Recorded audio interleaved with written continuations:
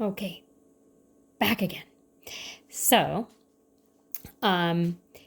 here's another thing. So here's the first derivative test. Whoops, let's move it out of the way. So the actual first derivative test says that if f prime at c changes from positive to negative, then f has a relative maximum at f at c. What does that mean? That means if it changes from positive, we just saw the positive is increasing, to negative, decreasing, then you have your relative maximum. Oops, you can't even see what I drew. I'll draw it here. It's increasing to decreasing, that's your maximum. If it changes from negative, means decreasing, to positive, increasing, then you have a minimum. And if it does not change, then it's neither a maximum or minimum. And some people might be saying, how can it not change? Well, let's take a cubic function, for example. You can have it going from positive to positive. You'd still have a critical number there, but this is not a max or a min. So it is possible sometimes there are functions, particularly cubic functions, that have been shifted, or any odd degree function, and there are some other functions as well that have critical values, but they don't actually have a maximum or minimum in the same way that, say, quadratics or fourth degree or anything like that.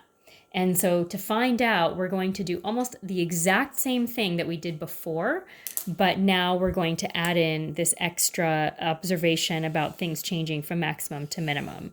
And so what I'm going to do is actually use the table from last time, and then I'm going to give you another table. So you do the same steps, but because I don't want this video to be an hour long, I'm going to use that same table that we had from the other problem. It looked like this.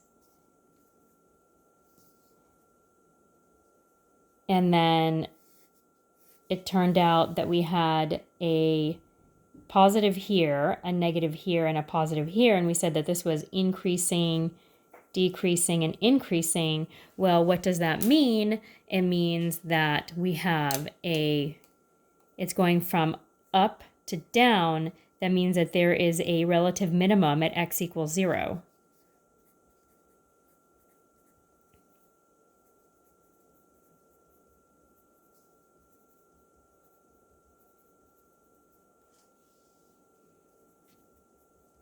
And if I want to find out exactly what that point is, I would actually plug it into the original function, which in this case would just be 0, 0.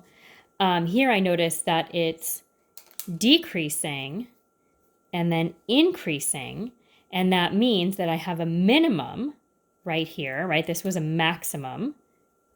That means I have a minimum at x equals 1. And it's relative because this is a cubic function. Oh, I wrote the wrong word here. I wrote minimum when I should have written maximum. Whoops. Let's cross that out and fix it. Look, it's just like class. I say one word and write another.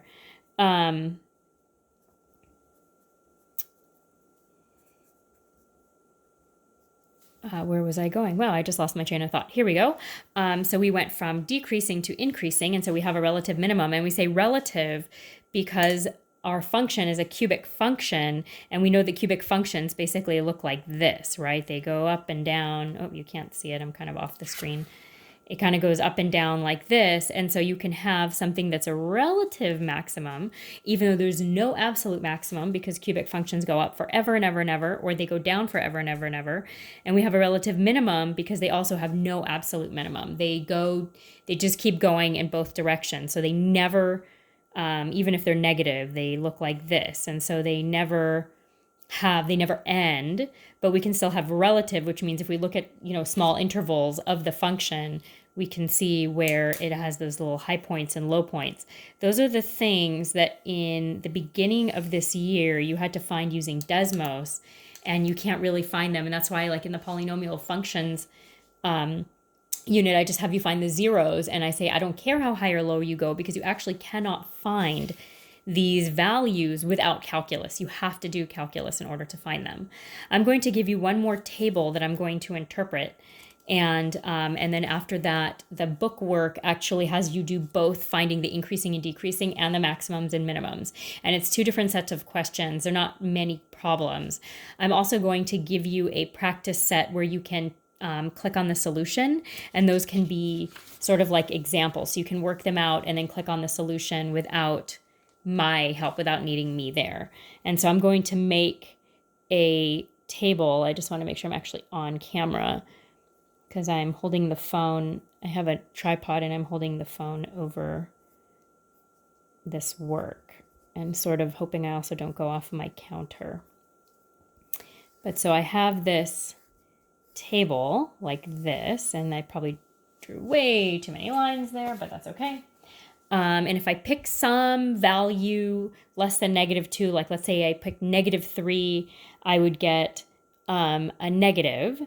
And then if I say pick -1, I'd get a positive. And if I picked 1, I'd get a negative again. And if I picked some bigger number, like say 3, I'd get a positive. So whatever it is, it doesn't matter what the function is, you wind up looking like this. These are the signs. And so when I look at this, I notice that this is negative. And so that means it's decreasing.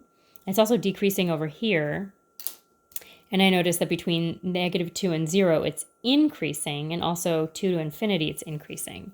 And so that means this function, which the original function I will tell you was 4th degree, was decreasing, then increasing, increasing, then decreasing, and again decreasing, then increasing. So it's going down and up and down and up. And so I can make some conclusions. I can conclude that here there is a minimum. It's a relative minimum at x equals -2. And also here, there's a relative minimum at x equals +2. And somewhere between them, here, I've got a maximum at x equals 0. And that's actually what the first derivative test is. It's not that test that you took in February. I think that was February. It seems like it was a year ago now. But it's not that test that you took on derivatives. It's actually using the first derivative to find the critical numbers and then to evaluate test points to figure out if things are increasing or decreasing. And I would say f at x has a relative max at x equals 0 and relative, I have to have those words, relative mins, I'm going to include in both of them in one sentence, x equals -2 and x equals 2. And I include both of them in the sentence, and I just write one sentence. And so what I'm going to do is assign you some practice problems that you can try on your own. And then if there are solutions, I would try the ones that are polynomial because your homework is all polynomial. There might be a trig one in there somewhere, but I can't remember if I assigned any trig. And again, we can talk about this on Monday more. We can do more examples if you're not sure. And of course, on Wednesday and on Friday, because this will be your only work. It looks like one assignment that's kind of broken up into 2 parts, but it's really like 2 assignments. And so you have mean value theorem and this, which is what you will do for this week's work. And again, we can talk about it when we meet as a class.